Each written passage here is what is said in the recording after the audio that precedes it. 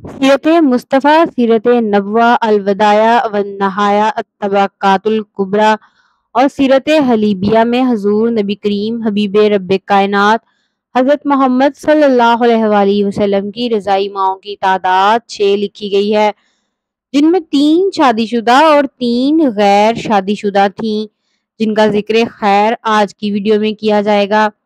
ناظرین گرامی، حقیقی ماؤں کے علاوہ اگر کوئی عورت کسی بچے کی پرورش اور دودھ پلائے تو وہ ایک اضافی ماں کا درجہ حاصل کر لیتی ہے، جسے ام ردا، رضائی ماں یا دودھ پلانے والی ماں کہتے ہیں۔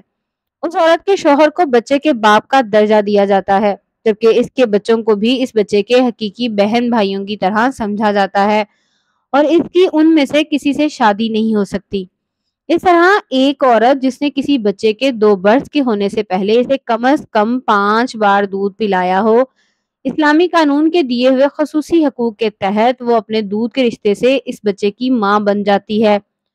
دودھ پینے والا بچہ رضائی ماں کے دوسرے بچوں کا مکمل طور پر بہن یا بھائی سمجھا جاتا ہے، یعنی کہ ایسا لڑکا اپنی رضائی بہن اور ایسی لڑکی اپنی رضائی بھائی کی محرم ہوتی ہے۔ کوئی دوسرا مذہب کسی دودھ پلانے والی ماں کو ایسا رتبہ نہیں دیتا۔ حضور صلی اللہ علیہ وآلہ وسلم کی رضائی بھائیوں کی تعداد 5 جبکہ رضائی بہنوں کی تعداد 2 تھی۔ ناظرین گرامی، حضور صلی اللہ علیہ وآلہ وسلم نے کتنے دن تک اپنی والدہ ماجدہ کا دودھ پیا، اس بارے میں 3 مختلف روایات ہیں۔ پہلی روایت تو یہ ہے کہ 7 روز تک والدہ ماجدہ نے دودھ پلایا۔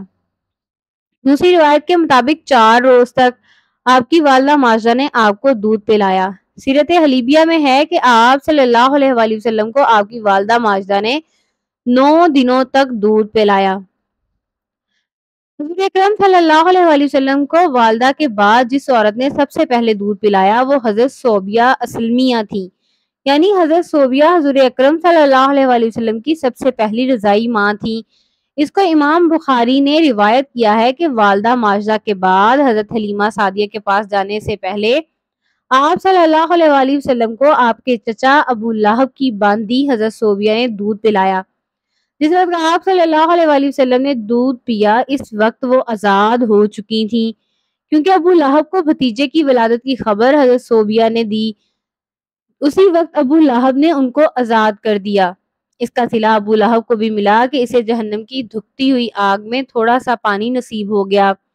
روایات میں ہے کہ جب ابو لہب مر گیا تو کسی گھر والے نے اس کو خواب میں برے حال میں دیکھا تو پوچھا کہ تیرے ساتھ کیا معاملہ کیا گیا؟ اس نے جواب دیا کہ جب سے تم سے جدا ہوا ہوں سخت عذاب میں مبتلا ہوں، البتہ صوبیہ کے آزاد کرنے کی وجہ سے تھوڑا سا پانی مل جاتا ہے۔ حضرت صوبیہ نے آپ صلی اللہ علیہ وآلہ وسلم کے علاوہ اپنے بیٹے مسروح، حضور صلی اللہ علیہ وآلہ وسلم کے چچا حضرت حمزہ بن عبد المطلب اور عبداللہ بن عبد الاسدی مخرومی کو بھی دودھ پلایا۔ اس طرح حضرت صوبیہ سے حضور نبی کریم صلی اللہ علیہ وآلہ وسلم کے 3 رضائی بھائی تھے۔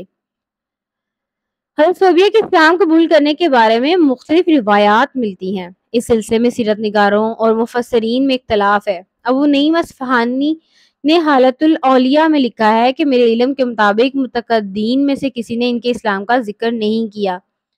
علامہ قرطبی نے بھی لکھا ہے کہ انہوں نے اسلام کا زمانہ نہیں پایا، جبکہ ابن سید الناس کہتے ہیں کہ انہوں نے اسلام قبول کر لیا، البتہ عام مہاجرین کے ساتھ انہوں نے ہجرت نہیں کیا۔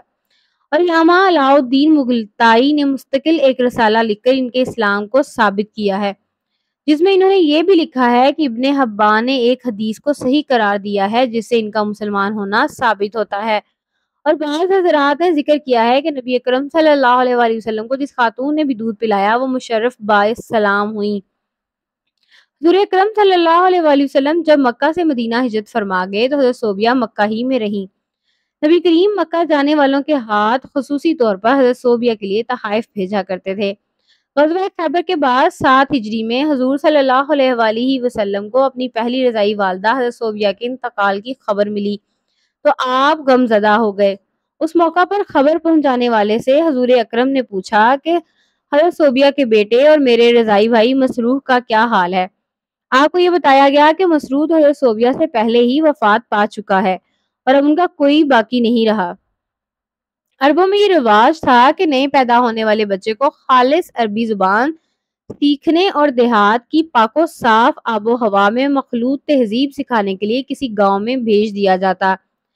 شرفائے عرب میں یہ جاری اسی دستور کے مطابق بنو سعد کی عورتیں شیر خوار بچوں کو مکہ آ کر تلاش کرتی اور مخصوص اجرت و معاوضہ حاصل کرنے کی غرض سے انہیں لے کر جاتی۔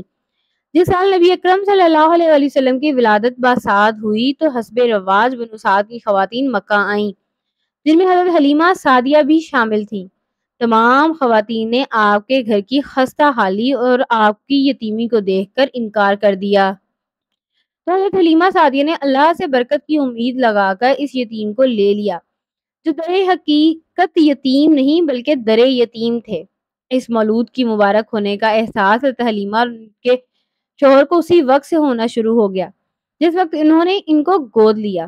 چنانچہ اگلے دن ہی ان کے شوہر نے اپنے احساسات کا ان الفاظ میں اظہار کیا: اے حلیمہ، خوب جان لو، بے شک تم نے ایک بہت ہی مبارک اور بابرکت بچے کو لیا ہے۔ یوں حضرت حلیمہ حضور اکرم صلی اللہ علیہ وآلہ وسلم کی دوسری رضائی ماں بنی۔ حضرت حلیمہ قبلہ خوزان کی شاخ بنو سعد سے تعلق رکھتی تھیں اور آپ کے شوہر حارث بھی اسی قبیلے کے تھے۔ حضور کے علاوہ حضرت حلیمہ نے اپنے بیٹے عبداللہ، اپنی دو بیٹیاں انسا اور حذیفہ جسے شیمہ بھی کہا جاتا ہے،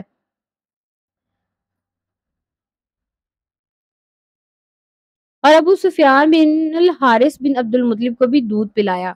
حضرت حلیمہ سعدیہ نے آپ صلی اللہ علیہ وآلہ وسلم کو 2 سال تک دودھ پلایا۔ مدت رضاعت مکمل ہونے پر دودھ چھڑا کر حسب معاہدہ آپ کو مکہ لے کر تو آ گئیں، لیکن ان کی تمنا تھی کہ اس مبارک مولود کو کچھ دن مزید رکھنے کی سعادت مل جائے۔ ادھر جب مکہ پہنچی تو معلوم ہوا کہ مکہ میں وبا پھیلی ہوئی ہے، تو ان کی گزارش پر آپ کی والدہ اور دادا نے ان کی گزارش کو قبول کرنا ہی بہتر سمجھا، اور اس طرح آپ دوبارہ حضرت حلیمہ کے پاس ہی رہے اور 4 سال کی عمر تک آپ ان کے پاس ہی رہے۔ 4 سال کی عمر میں آپ کو والدہ ماجدہ حضرت آمنہ کے پاس لے کر آ گئیں۔ غزوہ حنین پر ایک دفعہ جارانہ مقام پر حضور اکرم صحابہ کی محفل میں تھے کہ اچانک خاتون آئیں، جن کے لیے نبی پاک خود کھڑے ہو گئے اور اپنی مبارک چادر زمین پر بچھا کر اپنی جگہ پر بٹھا دیا۔ صحابی رسول حضرت ابو الطفیل کہتے ہیں کہ میں نے صحابہ سے پوچھا کہ یہ کون ہے؟ تو صحابہ نے جواب دیا کہ یہ رسول اللہ کی رضائی ماں حضرت حلیمہ سعدیہ ہیں۔ حضرت حلیمہ کی وفات مدینہ میں ہوئی اور جنت البقیع میں آپ کو دفن کیا گیا۔ حضور صلی اللہ علیہ وآلہ وسلم کی تیسری رضائی ماں حضرت ام فروہ تھی۔ سیرت نگاروں نے لکھا ہے کہ آپ صلی اللہ علیہ وآلہ وسلم بنو سلیم کی 3 قبائلی لڑکیوں نے بھی دودھ پلایا۔ انہوں نے اپنا سینہ جو ہی نبی اکرم صلی اللہ علیہ وآلہ وسلم کے منہ سے لگایا، دودھ جاری ہو گیا، جسے آپ نے پیا، اور اتفاق یہ کہ ان تینوں کا نام عاتقہ تھا۔ بے شک یہ بھی میرے پیارے نبی حضرت محمد مصطفیٰ صلی اللہ علیہ وآلہ وسلم کے بچپن کے معجزوں میں سے ایک عظیم معجزہ ہے۔